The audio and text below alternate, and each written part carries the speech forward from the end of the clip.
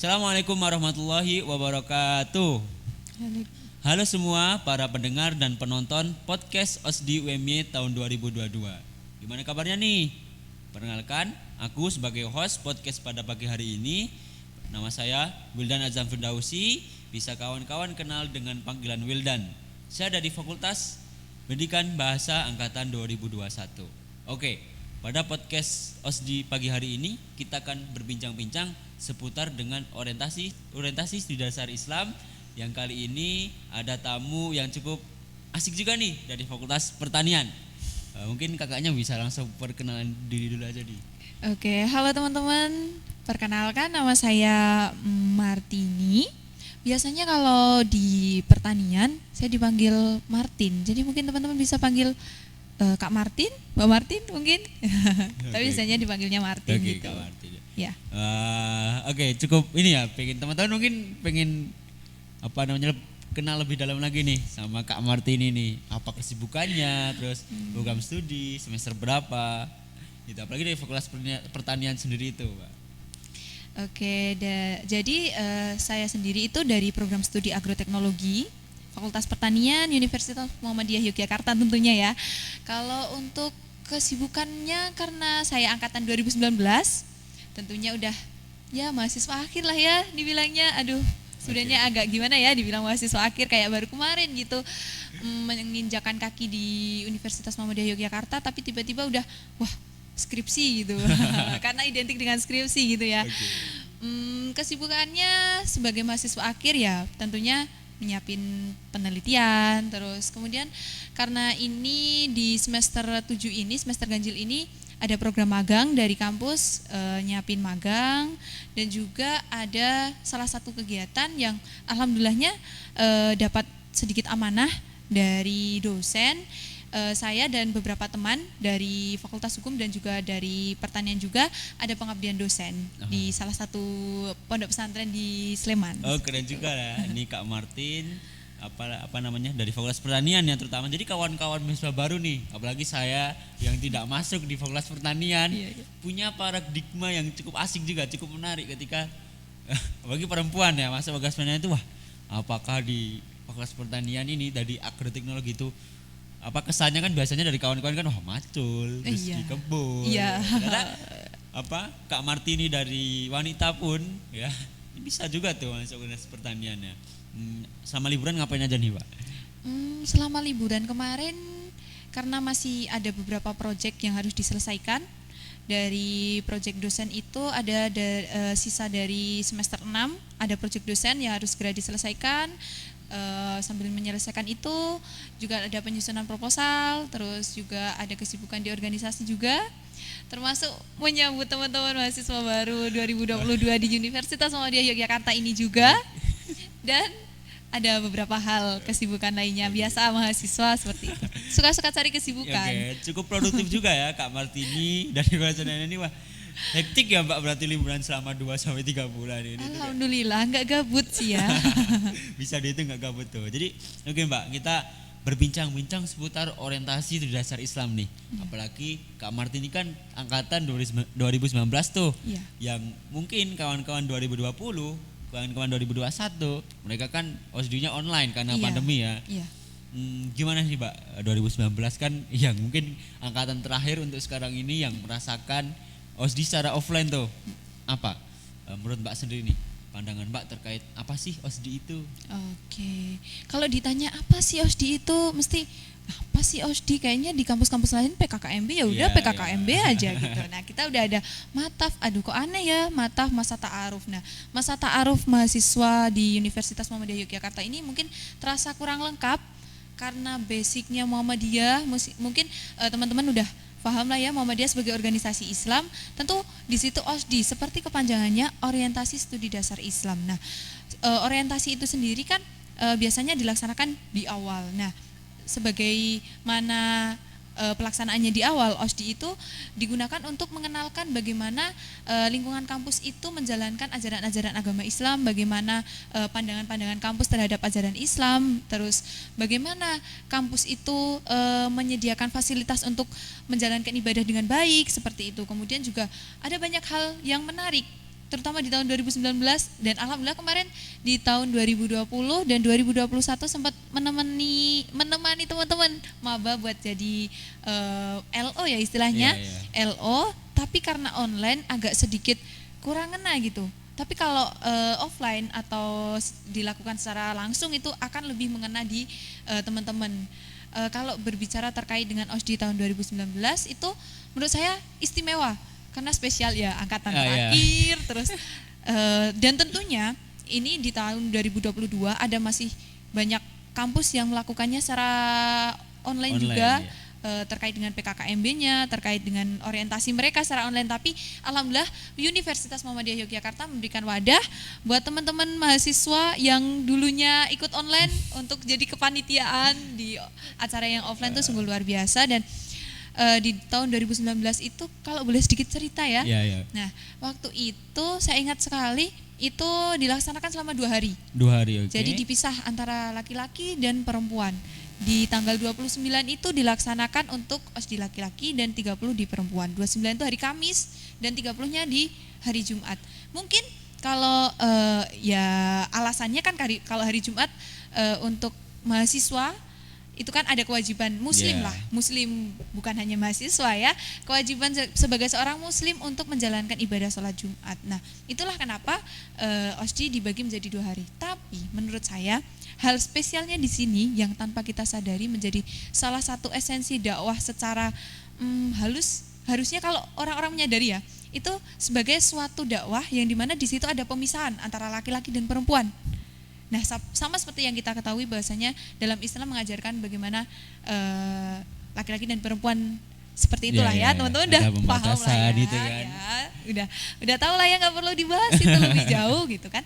Nah di situ dibagi menjadi 2 hari dan pematerinya luar biasa. Kita dikenalkan bagaimana Islam itu di UMY ini sendiri, bagaimana menjalankannya, bagaimana akidah kita, bagaimana ibadah kita. Tapi tentunya OSDI itu tidak cukup untuk mengenalkan itu semua. Jadi masih ada follow up lagi yang lainnya seperti itu. Cukup asik juga ya kawan-kawan, apalagi mahasiswa baru nih ketika mendengarkan jawaban dari Kak Martini tadi. Jadi informasinya dan memang betul terjadi. Jadi OSDI dibagi menjadi 2 hari, 1 hari khusus untuk laki-laki dan 1 hari khusus untuk perempuan gitu. Jadi kawan-kawan. Oke, Kak Martini nih, terutama angkatan terakhir yang ya OSDI secara offline ya dibandingkan angkatan 2020 dan angkatan 2021, dan insya Allah nanti mahasiswa-mahasiswa baru UMY tahun ini akan melaksanakan OSDI secara offline.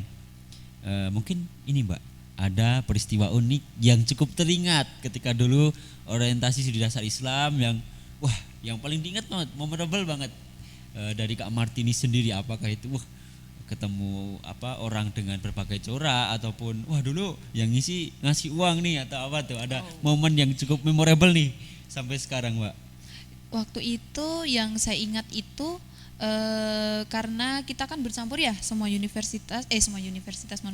fakultas di Universitas Muhammadiyah Yogyakarta itu nggak cuman dari pertanian aja, dan kita bisa sharing-sharing. Maksudnya bukan maksud untuk membuat forum di dalam forum ya, tapi kita ya namanya duduknya bersebelahan, otomatis kita akan ngobrol. Nah itu didapat tugas buat nyari kenalan dan plus nomor telepon plus sosial media dari teman-teman fakultas lain.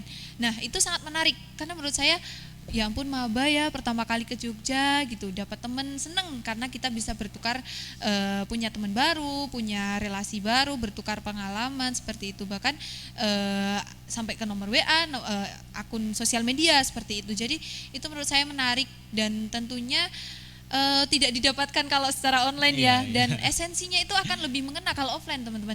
Jadi kalau yang namanya belajar kan ada adab, ketika online mesti ditinggal tidur lah. Nah, bahkan ini karena sempat menemani teman-teman jadi LO online itu cukup agak kesulitan karena mereka harus lihatnya via YouTube, mereka harus ngirim fotonya, agak susah. Jadi adab dalam menerima ilmunya kayak kurang ngena. Jadi kalau ketika offline kita bisa menerapkan adab-adab dalam menuntut ilmu akan lebih ngena sebenarnya, walaupun ya pematerinya memaparkan materi sedikit tapi bisa lebih nyantol gitu. Berarti cukup tertarik juga ya terkait tadi pemaparan dari Kak Martini ini. Jadi ketika offline tadi bisa langsung berinteraksi dengan kawan-kawan, mengenal dengan fakultas lain ya Mbak. Iya. Apalagi waktu maba kan, mahasiswa baru yang jauh dari, mungkin banyak dari kawan-kawan besok mahasiswa baru yang memang jauh dari ya daerah asalnya, terus tiba-tiba harus ke Jogja, harus offline, bertemu dengan lingkungan baru, dengan kenyamanan kondisi yang baru. Nah mungkin dulu nggak menutup kemungkinan kan kita juga Mbak Martini, saya sendiri ada homesick tuh ketika waktu ke Jogja. Kira-kira ada tips dan trik atau apa nih cara-cara Kak Martini dalam mengatasi, mesti kan ada tuh rindu rumah kan. Oh, iya. Itu apa kira-kira cara mengatasinya buat pesan buat maba yang mungkin besok merasakan homesick juga kan. Nah ini mungkin dari Kak Martini, versi Kak Martini. Oke, benar banget sih, homesick itu menjadi salah satu hal yang tidak akan ketinggalan dari cerita mahasiswa-mahasiswa baru. Apalagi ada hal-hal yang menyertai di dalamnya.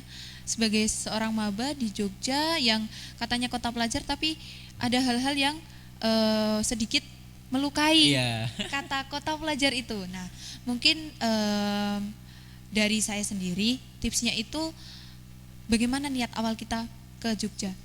Apa sih niat awal kita buat datang ke Jogja itu? Apakah cuma buat main-main, atau mungkin cuma mau cari relasi, atau mau tidur, atau mau dapat teman baru? Nah, kita kembalikan ke niat awal kita itu untuk apa. Kemudian sebagai seorang mahasiswa awal mesti semangatnya pasti masih membara. Saya yakin teman-teman semua mahasiswa baru masih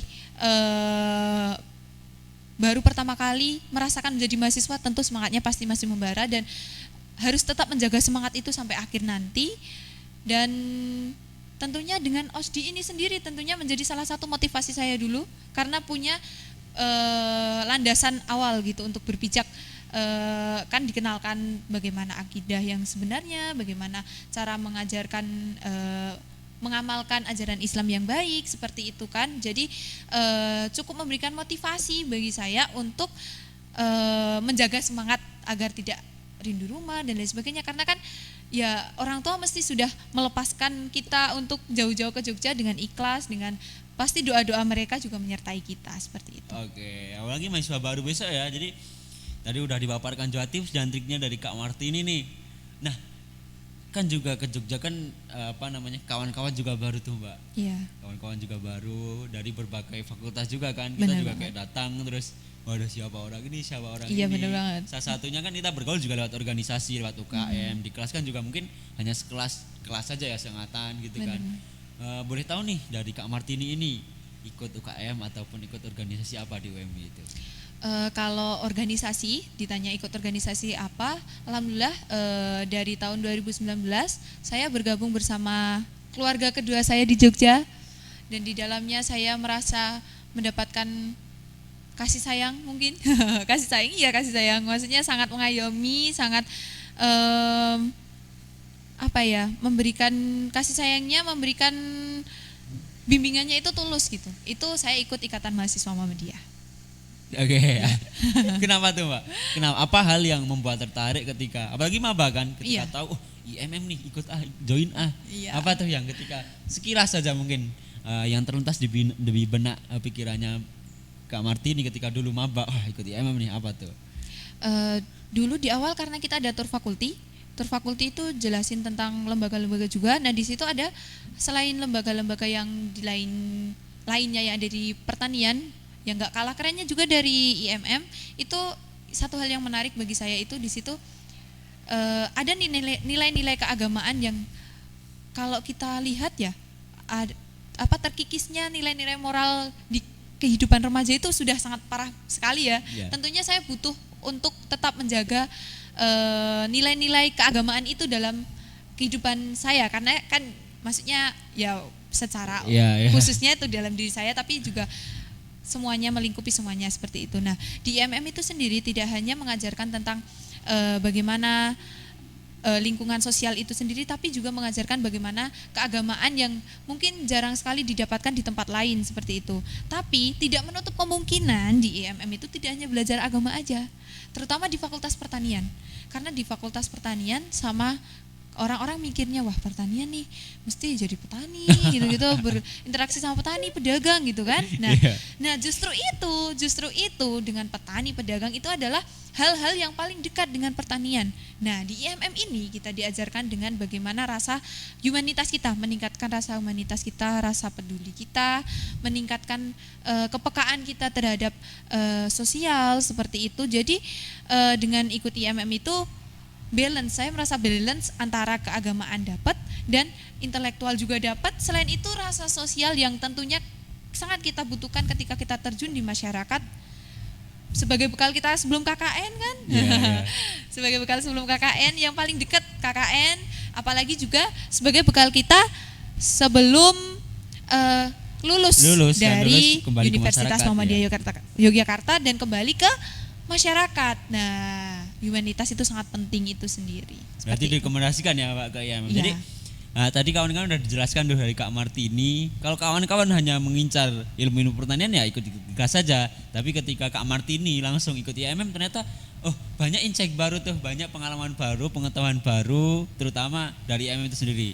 Terutama cukup asik juga ketika berbicara IMM Fakultas Pertanian itu Mbak, Ikatan Mahasiswa Muhammadiyah Fakultas Pertanian. Ada mungkin program khusus ataupun dulu ada ini loh selama 2 tahun ini Mbak, dari kawan-kawan IMFP program baksos nih ada ini nih, kira-kira ada yang Baik, kalau terkait dengan hal-hal kegiatan yang menunjang IMM itu sendiri, menunjang ranah geraknya ke kemasyarakatan, kemahasiswaan dan keagamaan itu sendiri, ada banyak kegiatan yang di Fakultas Pertanian terutama memiliki. Salah satunya sebagai memiliki desa binaan yang ada di daerah Rejosari, Dlingo, Bantul. Kalau teman-teman bisa banget datang ke sana, di daerah itu kami punya desa binaan yang di situ kita membantu pemberdayaan petani kakao. Sama seperti yang kita ketahui, kakao itu bahan dasar utama pembuatan coklat. Jadi kita bisa lebih tahu lebih jauh lagi bagaimana memberdayakan petani agar mereka lebih berdaya, bisa lebih bersaing seperti itu, kedepannya bisa mengolah lebih baik lagi sehingga petani itu tidak hanya mengandalkan dijual seperti itu aja, tapi bisa mengolahnya bisa lebih baik lagi. Selain itu juga ada event terbesar kami juga yang belum lama ini kami alhamdulillah kami bisa laksanakan. Sangat bersyukur sekali saya pernah bergabung dengan kepanitiaan itu, salah satu program dari Imawati Camp. Nah ini adalah gabungan dari berbagai macam ranah gerak ya. Kalau digabungkan dengan ranah gerak maupun dengan apa yang harus kita miliki sebagai seorang kader IMM itu sangat berkesinambungan di Imawati Camp ini. Cukup asik juga ya tadi pemaparan dari Kak Martini terkait ternyata banyak pengalaman nih yang bisa Kak Martini dapatkan ketika ikut IMM ya Mbak. Tadi juga kalau kawan-kawan maba nih cuma di kelas doang kan ya ilmunya itu doang, tapi ketika tadi dipaparkan oleh Kak Martini kan banyak sekali ilmu-ilmu atau insight-insight baru ketika kita ikut IMM nih Mbak. Terutama dari IMM Fakultas Pertanian nih Mbak. Apa nih? Ada program-program unik yang bisa diikuti besok ketika maba hadir gitu. Apa aja tuh Mbak? Jadi ada beberapa program yang menarik menurut saya. Salah satunya yaitu kami memiliki desa binaan yang alhamdulillah lolos pendanaan program PHP 2D itu di daerah Rejosari, Dlingo, Bantul. Masih daerah Jogja, cuman ada di ujung sana di pelosok Bantul, agak naik-naik, jalannya agak susah. Di situ ada sentra pertanian kakao. Di situ kami memberdayakan petani kakao untuk bisa membudidayakan kakao lebih baik lagi, dan juga dari proses tanam hingga pengolahannya, terutama di bagian pengolahannya, sehingga para petani itu bisa mengetahui lebih banyak lagi bahwasanya kakao itu bisa dimanfaatkan lebih banyak lagi, bukan hanya untuk dijadikan bahan dasar coklat ya, tapi juga bisa dimanfaatkan dari hasil pertanian kakao itu sendiri. Selain itu kami juga punya event besar yang alhamdulillah di angkatan tahun ini dapat kami laksanakan, yaitu Imawati Camp. Nah Imawati Camp ini dilaksanakan selama 4 hari, dibagi menjadi 2 minggu. Di minggu pertama itu 2 hari dan minggu kedua 2 hari. Nah, di situ kami menghadirkan pemateri-pemateri yang luar biasa untuk teman-teman ikuti dan terbuka untuk umum. bukan hanya untuk kader IMM saja, tapi juga untuk umum. Di situ tidak hanya diajarkan materi-materi saja, maksudnya tidak hanya seperti seminar yang hanya dengerin, itu tentunya bosen banget. Nah, itu ada implementasinya atau prakteknya langsung di minggu keduanya, dan kami ngecamp juga di salah satu desa wisata di daerah Sleman. Alhamdulillah berjalan dengan baik dan sangat antusias para pesertanya. Di situ kita alhamdulillah ada salah satu tokoh politik di daerah istimewa Yogyakarta ini yang bisa berkenan hadir di acara kami itu, salah satu penulis buku juga bestseller. Mungkin teman-teman udah tahu. Siapa nih?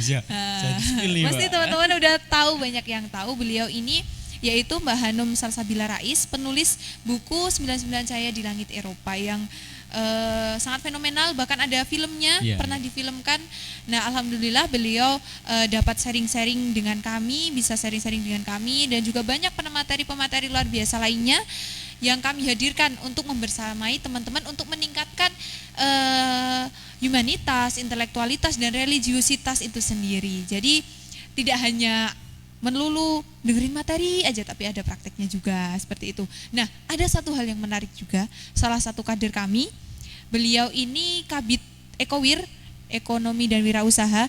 Beliau ini alhamdulillah juga dapat pendanaan juga dari kampus, itu ada namanya Innovam, itu rintisan dari kader kami, itu memberdayakan, bukan memberdayakan sih, lebih ke membudidayakan ayam beserta dengan maggot. Jadi dikombinasikan ayam dan maggot. Mungkin teman-teman nanti kalau penasaran, boleh nih datang ke Innovam, dekat kampus kok, daerah tempatnya dekat banget sama kampus, namanya Innovam. Beliau ini salah satu kader dari IMM Fakultas Pertanian, dan salah satu implementasi dari ilmu yang telah didapat di kampus dan juga implementasinya bersama IMM, seperti itu. Cukup menarik juga ya kawan-kawan, apalagi mahasiswa baru nih. Dari Kak Martini tadi terkait dengan IMM, banyak juga ya kelebihan-kelebihan yang bisa kita dapatkan terkait bersosialisasi, bermasyarakat, terus dapat pendanaan juga kan Pak dari negara gitu kan. Jadi kita rekomendasikan, Pak Martini juga mengajak tuh besok, apalagi khusus untuk mahasiswa baru Fakultas Pertanian yang mau join nih ke IMM. Nah itu tadi udah di-spill tuh apa aja yang bakal teman-teman dapatkan tuh. Pengalaman-pengalaman yang sangat banyak, dan juga ternyata bisa membantu dari segi selain dari kepintaran teman-teman di kelas, ada tuh sosial, humanitas tadi yang udah disebutkan nih Pak. Oke, Kak Martini nih pertanyaan terakhir nih, apalagi mahasiswa baru sekarang kan hasil dari ini ya, post pandemic era yang 2 tahun online terus tiba-tiba offline kan, dengan karakteristik mereka yang cukup unik juga kan. Kiranya nih dari Kak Martini pribadi ada pesan khusus untuk mahasiswa baru UMY tahun 2022 yang besok juga ini akan melaksanakan masa ta'aruf. Oke, mungkin harapan saya nih, semoga teman-teman mahasiswa baru Universitas Muhammadiyah Yogyakarta mengikuti orientasi studi dasar Islam ini dengan penuh semangat, penuh antusias seperti itu ya, dan semoga mengikutinya dengan baik. Nah, selain itu juga semoga mengikutinya bukan hanya untuk menggugurkan kewajiban, tapi memang menjadi sebuah kebutuhan sebagai pijakan awal kita terkait dengan bagaimana lingkungan kampus itu menjalankan ajaran-ajaran agama Islam, seperti itu.